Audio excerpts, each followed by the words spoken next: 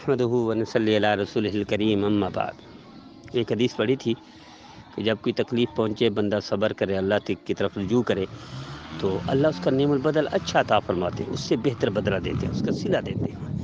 مسلمان ہر لحاظ سے خیر پر وہ رہتا ہے، خیر کی طرف رہتا ہے، بھلائی کی طرف، اس لیے کہ اللہ ہمارا دشمن نہیں، اللہ ہمارا خیر خواہ ہے، سب سے بڑا خیر خواہ ہے۔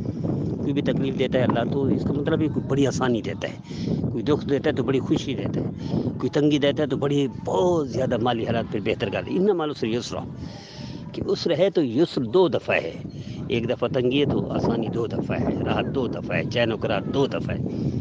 تو یہ حدیث پڑھی تھی، وہ سمجھ نہیں آتی تھی شروع میں۔ میں اپنے بھائیوں سے اپنی بہنوں سے درخواست کرتا ہوں آپ اس کو سمجھیے کہ مسلمان اگر صبر کرے، اللہ کی طرف رجوع کرے، جو دکھ مصیبت تکلیف بیماری آتی ہے اللہ اس سے دگنا خوشیاں دے دیتے ہیں۔ وہ کیسے؟ مثال سنیے، اس کو میرے استاد محترم شیخ الاسلام حضرت اکرم مولانا تقی عثمانی صاحب نے اپنی کتاب میں ذکر کیا، خطبات میں بھی نے بھی لکھا ہے اس کو تفصیل سے واقعہ کہ حضرت سید ام حبیبہ رضی اللہ تعالیٰ عنہ، یہ نبی کریم صلی اللہ علیہ وسلم پر ایمان نہیں، مسلمان ہوئی، اپنے خاندان میں واحد ان کا شوہر، تو نبی کریم صلی اللہ علیہ وسلم نے ان کو حکم دیا ہجرت کر جائیں حبشہ کی طرف گئے۔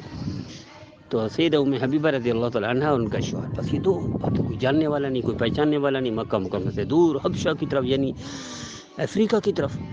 تو وہاں ان کا شوہر سید ام حبیبہ رضی اللہ عنہ کا شوہر عیسائی کے ساتھ دوستی ہو گئی، ایسی دوستی ہو گئی یہاں تک عیسائی بن گئے اور فوت بھی ہو گئے۔ اب سیدہ ام حبیبہ صحابیہ ہیں، سبحان اللہ، لیکن صبر کیا، اللہ کی طرف رجوع کیا تو دیکھیے اللہ نے کیا بدلہ دیا۔ سنیے، یہاں یہ بات سمجھ آئے گی کہ اگر ہم صبر کریں تو اللہ بدلہ کیا دیتا ہے۔